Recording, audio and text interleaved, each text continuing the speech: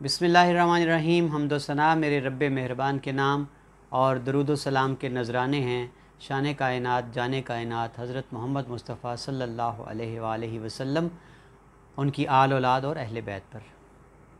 आमिर उस्मान आदिल अपने YouTube channel के साथ आपकी खिदमत में हाज़िर है। आज एक सुप्रीम कोर्ट के हवाले से बहुत बड़ी ख़बर है, एक बड़ी अहम पेशरफ्त है पाकिस्तान के अदालती निज़ाम के हवाले से।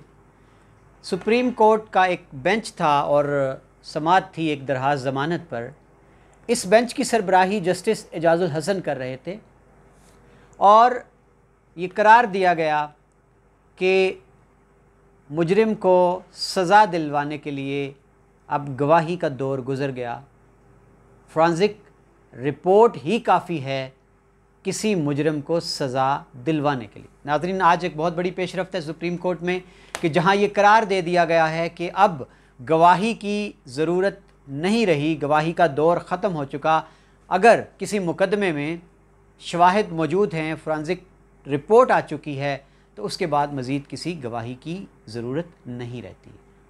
एक बड़ी पेशरफ्त है निज़ाम अदल में।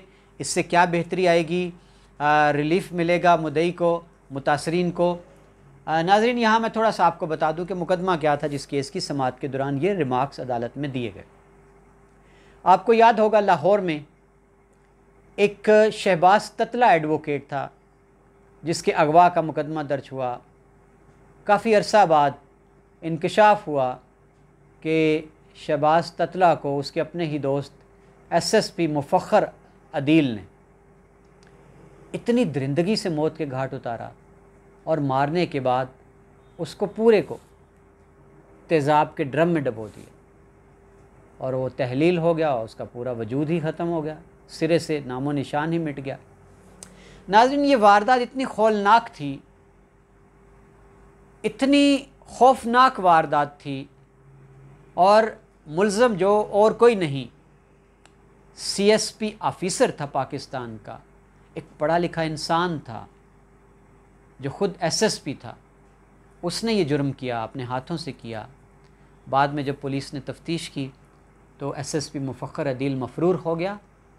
पुलिस ने जब सारे केस के खोज लगाए तो SSP मुफख्खर अदील का घरेलू मुलाजिम भी पकड़ लिया गया, जिसका ये बयान था कि मैं कहाँ से मुफख्खर अदील के कहने पर तेज़ाब ख़रीदे, कहाँ रखा, क्या हुआ, कड़ियाँ मिलती गई सारी। नाज़रीन, थोड़ा सा पीछे जाएं तो ये राज भी खुलता है कि SSP मुफख्खर अदील और मकतूल शहबाज ततला एडवोकेट आपस में गहरे दोस्त थे। इनका इकट्ठा उठना बैठना था, खाना पीना था और जो कल्चर है पार्टी कल्चर, उसमें ये इकट्ठे थे।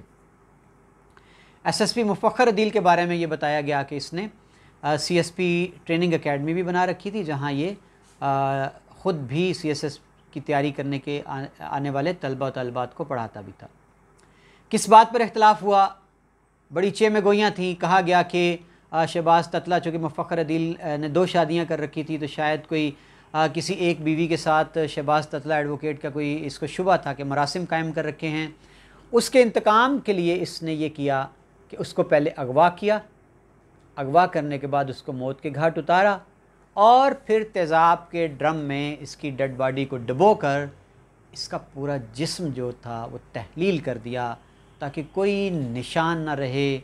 जब निशान ही नहीं होगा, डेड बॉडी बरामद ही नहीं की जा सकेगी और जब पोस्टमार्टम ही नहीं होगा तो फिर कौन सज़ा देगा SSP मुफख्खर अदील को। बाद में ये गिरफ़्तार हुआ या इसने ख़ुद गिरफ़्तारी दी। केस चल रहा है अदालत में, ट्रायल हो रहा है। इस पेशी पर सुप्रीम कोर्ट में SSP मुफख्खर अदील के वकील ने अदालत से इस्तदा की कि जनाब 1 साल से ट्रायल हो रहा है, कोई पेशरफ्त नहीं। मुकदमे के जो अहम 32 गवाह हैं उनमें से अभी तक सिर्फ 13 गवाहान के बयानात कलमबंद हुए हैं। बाकी गवाहों की अभी तक एविडेंस ही अदालत में रिकॉर्ड नहीं करा जा सकी, तो कोई पेशरफ्त नहीं हो रही, तो लिहाजा मुल्ज़म की ज़मानत ली जाए। इस पर जो 3 रुकनी बेंच था जिसकी सरबराही जस्टिस एजाज़ुल हसन कर रहे थे, मोअज़्ज़ज़ बेंच का ये कहना था कि SSP मुफख्खर अदील ख़ुद पुलिस अफसर है, ये भागा, मफरूर हुआ, इसने क्यों अदालतों का सामना नहीं किया अगर ये बेगुनाह था। और जनाब सुप्रीम कोर्ट के इस बेंच ने बाकायदा तौर पर इस केस में ये रिमार्क्स दिए कि मुफख्खर अदील के ख़िलाफ़ इतने ठोस शवाहिद मौजूद हैं कि मज़ीद किसी गवाही की ज़रूरत नहीं है। और यहाँ मुअज़्ज़ज़ अदालत ने जो अल्फाज कहे, जो रिमार्क्स कहे, जो जजमेंट दी, वो ये थी कि अब वो दौर गुज़र गया गवाहियाँ देने का, अब फोरेंसिक रिपोर्ट ही गवाही के लिए काफ़ी है। नाज़रीन, ये एक बहुत बड़ी पेशरफ्त है। अगर इसको लेकर आगे चला जाता है तो एक मिसाल सेट होगी और जितने मुकदमात अदालतों में चल रहे हैं, फ़ैसले के करीब हैं, जहाँ पे ज़्यादा दारोमदार फोरेंसिक रिपोर्ट्स पर है, वहाँ बड़ी पेशरफ्त सामने आएगी, मुतासरीन को इंसाफ मिलेगा। साल हर साल से जो निज़ाम लटका हुआ है, नाज़रीन इसके प्लस माइनस पर बात कर लेते हैं। गवाही का निज़ाम बड़ा पेचीदा और बड़ा मुश्किल निज़ाम है। पहली तो बात यह है कि मौके पर गवाह मिलता ही नहीं है। कोई अगर मिलता है तो वो इतनी हिम्मत नहीं करता शहादत देने की, शहादत देता भी है तो बहुत सारी चीज़ें हैं वो छुपाई जाती हैं। और अक्सर मुकदमात में ऐसा हुआ कि जो मौके के ऐनी शाहिदीन थे या गवाह थे, उनको भी रास्ते से हटाने के लिए मुखालिफ पार्टियां जो हैं वो सारे हथकंडे इस्तेमाल करते हैं। कभी डरा धमका कर, कभी लालच देकर, कभी उनको बहकावे में लाकर बिठा लिया जाता है, उनके साथ मामला तय कर लिया जाता है, वो गवाही नहीं देते हैं, गवाही छुपा लेते हैं। और इसी तरह अगर वो देखते हैं कि कोई लालच, कोई दबाव, कोई धमकी काम नहीं आती, तो फिर गवाह को मौके से हटाने के लिए, मंजर आम से मिटाने के लिए भी उसको मौत के घाट उतारने से भी दरेक नहीं किया जाता।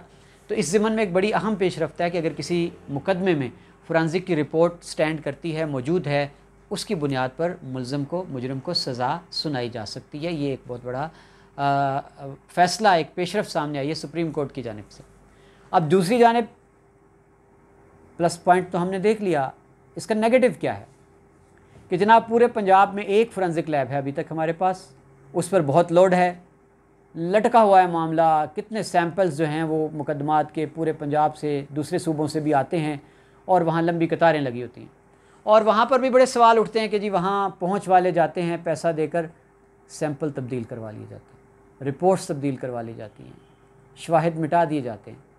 तो यहाँ अगर सुप्रीम कोर्ट ने एक बहुत बड़ा फ़ैसला दिया है तो इसको देखना होगा कि फोरेंसिक लैब ज़्यादा बनाई जाए, फोरेंसिक लैब का जो सिस्टम है उसको फुल प्रूफ बनाया जाए ताकि किसी मुतासरा का हक मारा ना जाए, उसकी गवाही और उसके सबूत ना मिटा दिए जाएँ, क्योंकि अब तो दारोमदार ही ज़्यादा फोरेंसिक लैब पर होगा। तो ऐसा ना हो कि जो तगड़े हैं, जो माल वाले हैं, जो पहुँच वाले हैं, जो ताकत और दौलत के नशे में जुर्म करते हैं, लोगों के कत्ल करते हैं, आबरू रेज़ी करते हैं, अगवा करते हैं, ऐसा ना हो कि उनके लिए एक रास्ता खुल जाए कि फोरेंसिक में रिपोर्ट गई और वहाँ उन्होंने अपना बंदोबस्त कर लिया, मैच फिक्स कर लिया और मुतासरा जो था, मज़लूम था, वो मुँह ही देखता रह जाए। तो इस हवाले से हुकूमत को इक़दामात उठाना होंगे, कानून साजी करनी होगी। बहरहाल आज के दिन के हवाले से एक बड़ी ख़बर मैंने आपकी गोशगुजार कर दी कि सुप्रीम कोर्ट ऑफ पाकिस्तान का मुअज़्ज़ज़ रुकन था, 3 रुकनी, जिसकी सरबराही जस्टिस एजाज़ुल हसन ने की। उन्होंने जो शहबाज ततला कत्ल केस था उसमें SSP जो मुफख्खर अदील हैं पुलिस के, जो कि पुलिस की हिरासत में हैं, जो मरकज़ी मुल्ज़म है उस मुकदमे के, उनकी दरख्वास्त ज़मानत पर ये जजमेंट दी कि अब वो दौर गुज़र गया गवाहों का, अब फोरेंसिक रिपोर्ट ही मुजरिम को सज़ा दिलाने के लिए काफ़ी है। बहुत शुक्रिया नाज़रीन, मेरे चैनल के साथ जुड़े रहिए ताकि मेरा और आपका और ख़बरों का, शऊर का, आगही का ये साथ यूँ ही चलता रहे।